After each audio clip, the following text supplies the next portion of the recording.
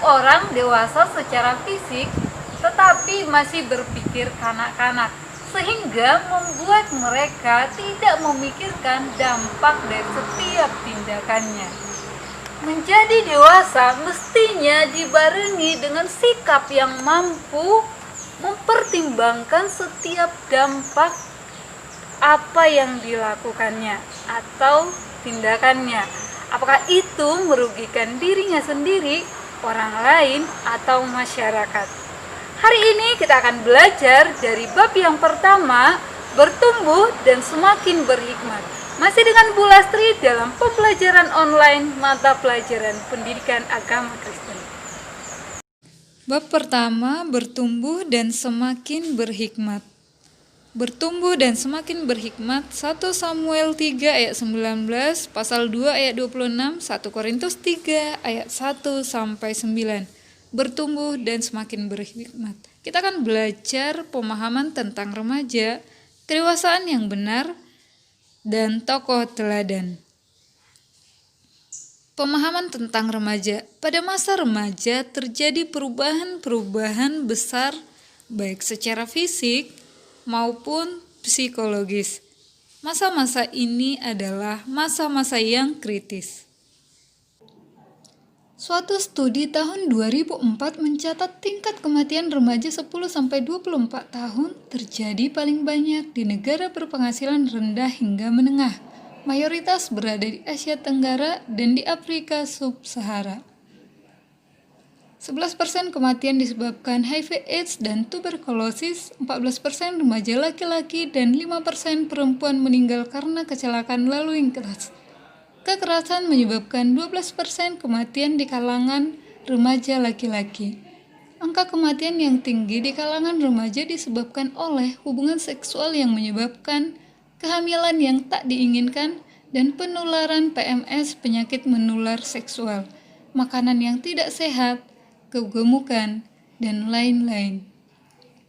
Selain itu, juga disebabkan oleh perilaku yang menyebabkan luka atau kecelakaan yang tidak disengaja, penggunaan tembakau, penggunaan minuman keras, dan juga obat-obat terlarang.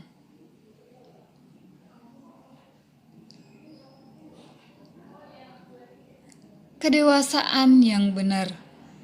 Kedewasaan yang benar itu ciri-cirinya memiliki keberanian yang bertanggung jawab, kejujuran, hidup yang terarah kepada orang lain, dan yang terakhir, hidup berhikmat.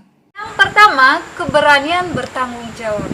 Keberanian bertanggung jawab merupakan salah satu ciri kedewasaan orang Kristen. Sehingga tidak ada seperti pepatah yang mengatakan lempar batu sembunyi tangan. Ketika dia melakukan kesalahan, dia akan mengakui kesalahannya. Dan bukan hanya itu, dia akan minta maaf untuk setiap kesalahannya. Seseorang yang sedari dini selalu hidup bertanggung jawab, ketika dia akan menjadi seorang pemimpin, dia akan menjadi pemimpin yang bertanggung jawab. Ciri yang kedua adalah kejujuran.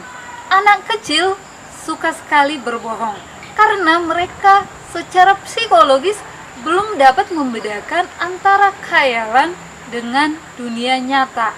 Yang menjadi masalah adalah ketika kebohongan ini menjadi kebiasaan hingga dia menjadi remaja dan dewasa, khususnya ketika dia lolos menghadapi persoalan dengan berbohong. Salah satu ciri kedewasaan adalah kejujuran. Jadi, ketika kita masih suka berbohong, itu menunjukkan kalau kita sebenarnya belum dewasa. Yang ketiga adalah hidup yang terarah kepada orang lain. Tidak hanya mementingkan kepentingan dirinya sendiri. Dia memikirkan apa yang dapat dilakukan kepada orang lain melalui kemampuan yang dia miliki atau tanggung jawab yang diberikan kepadanya. Bagaimana dia berperan, berpartisipasi, menjadi berkat di gereja, di masyarakat, bahkan di negara ini. Yang keempat, hidup berhikmat. Alkitab mengatakan hikmat itu diperoleh dengan mendekatkan diri kepada Tuhan, dengan belajar firman Tuhan. Hidup yang berhikmat seperti pelajaran kita hari ini, bertumbuh dan semakin berhikmat. Artinya kita belajar mendekatkan diri kepada Tuhan, belajar dari firman Tuhan sehingga kita beroleh hikmat yang daripada Tuhan.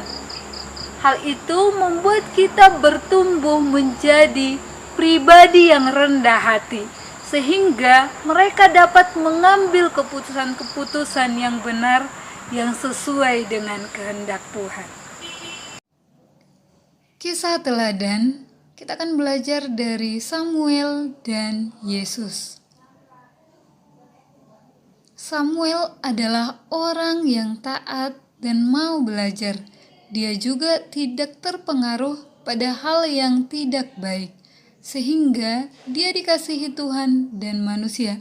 1 Samuel 3 ayat 19.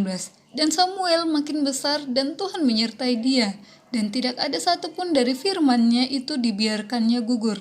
Inilah dasar pertumbuhan Samuel ke arah kedewasaan. Samuel bukan hanya sekedar bertumbuh secara fisik, tetapi secara mental dan rohani. Lukas 2 ayat 52.